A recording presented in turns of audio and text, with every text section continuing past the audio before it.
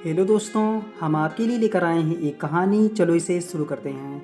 एक बार की बात है, गांव में एक गरीब परिवार बसा था। उनकी आर्थिक स्थिति इतनी कठिन थी कि उन्हें अपने गुजारे के लिए संघर्ष करना पड़ रहा था।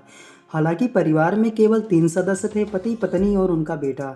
पति को कोई काम नहीं देता था क्योंकि वह अपनी बीमारी के कारण कमज़ोर था और अधिक काम नहीं कर सकता था। इसके परिणाम स्वरूप वह बेरोजगार रहते थे, जिससे उनकी आर्थिक समस्याएं बढ़ गई। वही पत्नी कुछ काम घरों में कर लेती थी, जिससे उनकी आमदनी में थोड़ा इजाफा हो जाता था। दुखद तौर पर यह कमाई उनके बेटे की शिक्षा को समर्थन देने के लिए पर्याप्त नहीं थी, जिसका मतलब था कि वह स्कूल नहीं जा सकता था। एक दिन पति का आकस्मिक निधन हो गया, जिससे उनकी पत्नी अकेली हो गई। गांव के लोग उसे अशुभ मानकर काम से निकाल दिया और अब उसकी आजीविका का कोई सहारा नहीं था।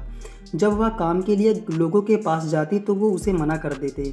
एक दिन उसके मन में एक विचार आया कि उसे अचार बनाना आता है। उसके पास कुछ पैसे थे और उसने आम और मसाले खरीद लिए और अचार बनाना शुरू किया। अचार केवल 2 दिन में तैयार हो गया। फिर उसने बाजार में बेचने के लिए ले गई। उसने थोड़े पैसे कमाए। दूसरे दिन पैसे कमाने की बजाय उन पैसों से और आम और मसाले खरीदे और फिर गांव से दूर बाजार में अचार बेचने गई। धीरे धीरे उसकी आमदनी बढ़ने लगी और उसके बेटे को स्कूल जाने में सामर्थ हुई।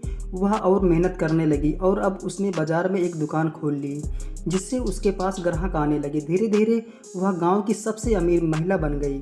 बहुत से कारखाने खोले और सैकड़ों महिलाओं को रोजगार दिया। कहानी की सीख: जीवन में मेहनत करने वाला आज नहीं तो कल सफल जरूर होगा। धन्यवाद।